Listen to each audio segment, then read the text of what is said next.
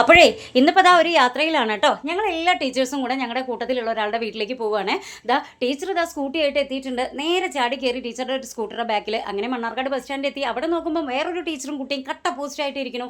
എന്താ കാര്യം എന്ന് ചോദിച്ചപ്പോൾ മറ്റൊരു ടീച്ചർ, അതായത് നാലാമൻ എത്തിയിട്ടില്ല. പിന്നെ നാലാമന് വേണ്ടിയിട്ടുള്ള കട്ട പോസ്റ്റ് ആയിട്ടുള്ള വെയിറ്റിംഗ് ആയിരുന്നു കേട്ടോ. അങ്ങനെ നാലാമൻ എത്തിയതിന് ശേഷം ആളെ ഒരുവിധം വധം ചെയ്തതിന് ശേഷം നേരെ ബസ്സിൽ കയറിയിട്ടുണ്ട്. നേരെ ചെറുകപ്പടിയിലേക്ക് വെച്ച് പിടിച്ചു കേട്ടോ. ഇനി ചെറുകപ്പടിയിൽ ഇറങ്ങിക്കഴിഞ്ഞാൽ അവിടുന്ന് കുറച്ച് ഉള്ളിലോട്ട് പോകണം. അതിനായിട്ട് ഒരു ഓട്ടോയും ഞങ്ങൾ വിളിച്ചിട്ടുണ്ട്.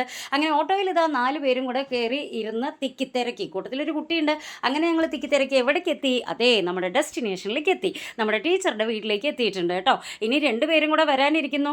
അവർ 2 പേരും രാവിലെ തന്നെ ഇവിടെ എത്തിയെന്നാണ് പറഞ്ഞത്. പക്ഷേ എത്തിയിട്ടില്ല. അവിടെ പോയി നോക്കുമ്പോൾ എത്തിയ ഉടൻ തന്നെ നല്ലൊരു നാരങ്ങ വെള്ളം കിട്ടിയിട്ടോ. അത്യാവശ്യം നല്ല ചൂടുണ്ടായിരുന്നു.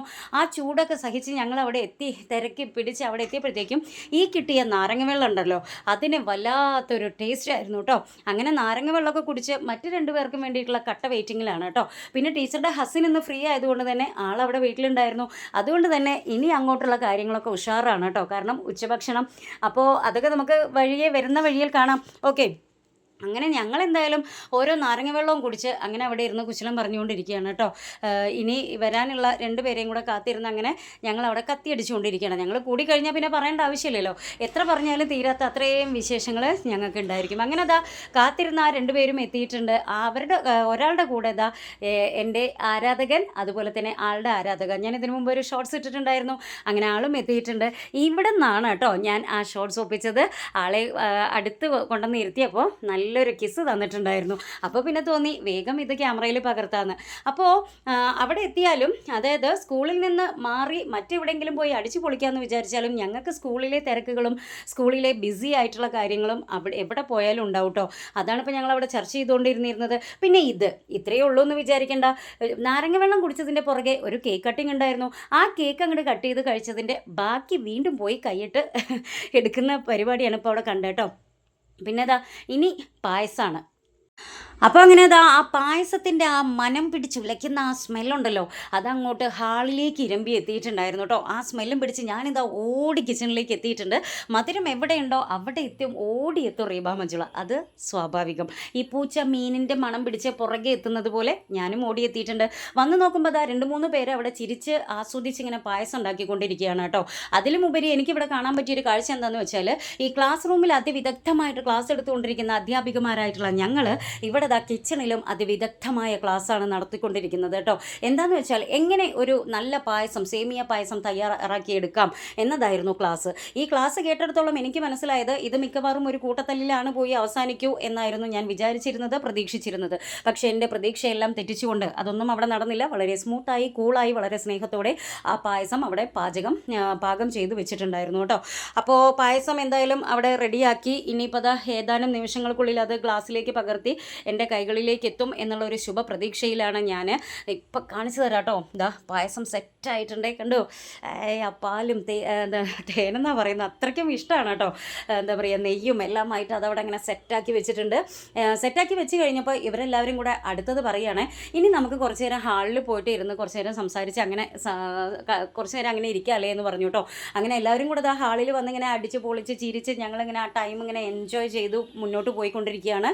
ഞങ്ങളല്ല, അവർ. കാരണം എനിക്കത് എൻജോയ് ചെയ്യാൻ സാധിക്കുന്നില്ല. കാരണം എൻ്റെ മനസ്സിൽ ഫുള്ള് നോക്കിക്കേ, ആ മുഖം നോക്കിക്കേ, എന്തൊരു വിഷമത്തിലാണ് ആ മുഖം ഇരിക്കുന്നത്. കാരണം എന്താണെന്ന് വെച്ചാൽ നമ്മുടെ കിച്ചണിലാണ് നമ്മളിപ്പോഴും. ആ പാത്രത്തിൽ ആ ഇളക്കി മറിച്ച് ആ പായസം ഉണ്ടല്ലോ അവിടെ ആയിരുന്നു. പക്ഷേ എൻ്റെ മുഖം അവർ വായിച്ച് മനസ്സിലാക്കിയിട്ടുണ്ട് തോന്നുന്നു, എൻ്റെ മനസ്സ് അവർ വായിച്ച് മനസ്സിലാക്കി തോന്നുന്നു. എത്രയും പെട്ടെന്ന് തന്നെ അവർ ആ ടേബിൾ അങ്ങോട്ട് സെറ്റ് ചെയ്തിട്ടുണ്ട് കേട്ടോ. അതിമനോഹരമായിട്ട് ആ ടേബിൾ ചന്താക്കിയിട്ട് സെറ്റ് ചെയ്തിട്ടുണ്ട്. പക്ഷേ പ്രതീക്ഷിച്ച പോലെ പായസമായിരുന്നില്ല, മന്തിയും അൽഫാമും ഒക്കെ ആയിട്ടാണ് അവർ സെറ്റ് ചെയ്തിട്ടുണ്ടായിരുന്നത്. ഞാൻ നേരത്തെ പറഞ്ഞതുപോലെ തന്നെ ഞങ്ങളെല്ലാവരും അവിടെ എത്തിയതിന് ശേഷം ഒരുമിച്ച് പാചകം ചെയ്യാം എന്നാണ് ഞങ്ങൾ പ്ലാൻ ചെയ്തിരുന്നത്. പക്ഷേ മിസ്സിൻ്റെ ഹസ്ബൻഡ് അത് സമ്മതിച്ചില്ല. കാരണം നിങ്ങൾ ആദ്യമായിട്ട് വരുമല്ലേ, അപ്പോൾ അതുകൊണ്ട് ഇവിടെ വന്ന് കിച്ചണിൽ ഇങ്ങനെ പണിയെടുത്ത് വെറുതെ നിങ്ങളുടെ ടൈം വേസ്റ്റ് ചെയ്യേണ്ട, നിങ്ങളൊന്ന് അടിച്ച് പൊളിച്ച് എൻജോയ് ചെയ്യാൻ വേണ്ടിയിട്ടല്ലേ വരുന്നത്. അപ്പോൾ അതുകൊണ്ട് നിങ്ങൾ ആദ്യമായിട്ട് വരുന്നത് കൊണ്ട് ഇന്ന് ഫുഡ് ഞാൻ പുറത്തുനിന്ന് സെറ്റ് ചെയ്യാം. ഇനി വരുമ്പോൾ ആൾക്ക് അറിയാം ഞങ്ങൾ ഇനിയും അവിടെ ശല്യം ചെയ്യാൻ എത്തും എന്നുള്ളത് ആൾക്കറിയാം. ഇനി വരുമ്പോൾ നിങ്ങളെല്ലാവരും കൂടെ പാചകം ചെയ്തോളൂ എന്ന് പറഞ്ഞിട്ട് ആളിതാ നല്ലൊരു ഫുഡ് ഞങ്ങൾക്കായിട്ട് സെറ്റ് ചെയ്തിട്ടുണ്ടായിരുന്നു കേട്ടോ, മന്തിയും അൽഫാമൊക്കെ. ഇവിടെ പിന്നെ നമുക്ക് അത്ര വലിയ താല്പര്യമൊന്നുമില്ല കേട്ടോ, ഇഷ്ടമില്ല എന്നല്ല, ഇഷ്ടമാണ്, നന്നായിട്ട് കഴിക്കും. എന്നാലും അത്ര വലിയ പായസം പോലെ ഒന്നുമല്ല.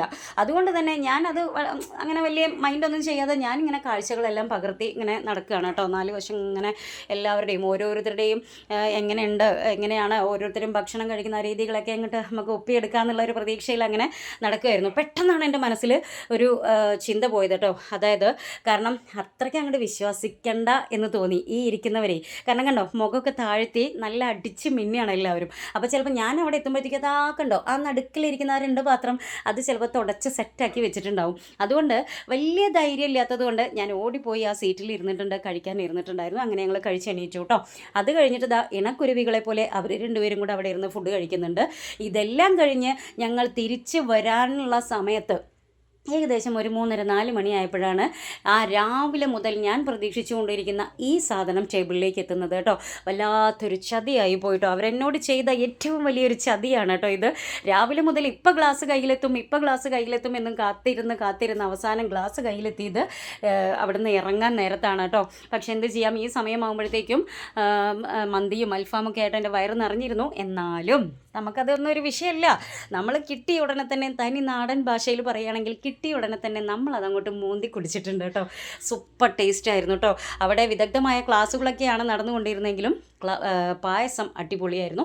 അങ്ങനെ ഞങ്ങളുടെ ഒരുപാട് നേരത്തെ എൻജോയ്മെൻറ്റിന് ശേഷം ഞങ്ങളെല്ലാം അവിടെ നിന്ന് അവരോട് യാത്ര പറഞ്ഞ് ഇറങ്ങുകയാണ്. വളരെ നല്ലൊരു ദിവസം, അതായത് മനസ്സിൽ ഓർത്ത് വയ്ക്കാനായിട്ട് ഞങ്ങൾക്ക് എല്ലാവർക്കും കുറച്ച് നല്ല നിമിഷങ്ങളൊക്കെ ആയിട്ട് പോയ ടീച്ചേഴ്സായിട്ടുള്ള ഞങ്ങൾക്കും അവിടെയുള്ള ടീച്ചറുടെ ഹസ്ബൻഡും അങ്ങനെ ഞങ്ങൾക്ക് എല്ലാവർക്കും ഓർത്ത് വയ്ക്കാൻ നല്ലൊരു ദിവസമായിരുന്നു. അങ്ങനെ അവിടെ നിന്ന് ടാറ്റ ബൈ പറഞ്ഞ് ഇറങ്ങി ആ സമയത്ത് ഞാൻ ഇവരോട് കാല് പിടിച്ച് ചോദിച്ചു, എന്നോട് ബൈ പറയൂന്ന്. കുറച്ച് നേരത്തെ നാണക്കേടിന് ശേഷം, ഒരു നാണം പിടിച്ചതിന് ശേഷം മുന്നിൽ നിൽക്കുന്ന ആൾ ബൈ പറഞ്ഞു. പക്ഷേ പുറകിൽ നിൽക്കുന്ന ആൾ അപ്പോഴും അങ്ങോട്ട് സെറ്റായിട്ടില്ല.